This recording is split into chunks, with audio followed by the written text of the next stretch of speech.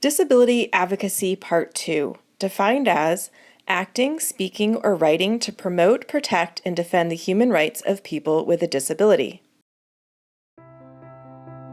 Do you identify as a person with a disability or disabled? I identify as a person who is disabled and has a disability because that's who Kat is. I may not understand my disability completely because I didn't find out about it until high school, and I'm still living life, enjoying it sometimes kind of boring, but I'm still independent and on my own and trying to enjoy what this thing called adulthood is. I'll let you know when I figure that one out too. Alexander, what about you? Do you identify as a person with a disability? I'll do both, because I can socialize with I can communicate with different people with disabilities and social and communicate. And do you like adulthood?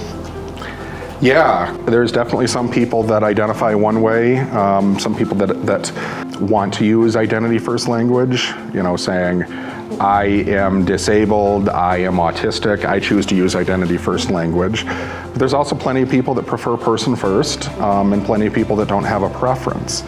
But language choice is important, right? Because part of the reason identity first language is getting more popular is kind of rejecting the idea that disability is a negative thing, and that associating and having as part of your identity a disabled identity is, something that would be wrong or shameful or that you shouldn't want to associate with yourself. So yeah, because we don't have a disease, and I've actually had people be like, oh, you're dyslexic, and they'd turn around and run away from me, and I'm like, I don't have the plague, I just have a learning disability. I'm not gonna infect you.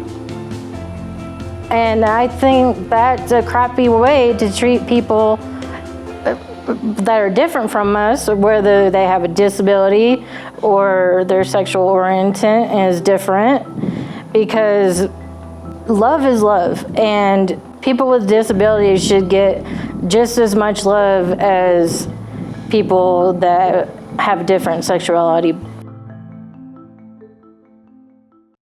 What is ableism and how does it affect you?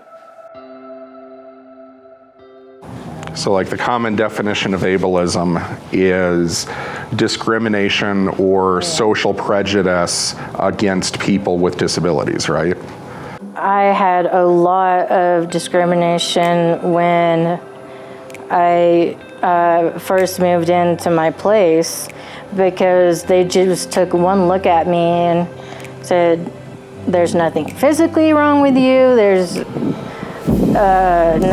you're not over the age of 50, 65, so why do you even live here? So the first 3 months, I had to explain myself. Then I went home crying, because I shouldn't have to explain why I live somewhere. They shouldn't care that I live there or don't live there.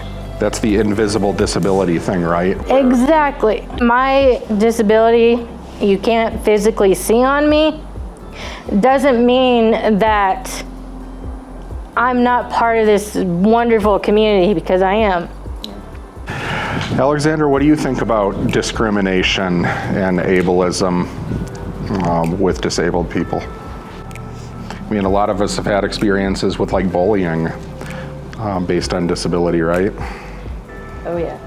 Yeah, that could be part of it, but then one of the junior high kids that bullied me, my brother came over and stuck up me while I didn't know how to control it, so my brother stick up for me and help me out with different bully situation. Yeah, so you had a brother that kind of stuck up for you?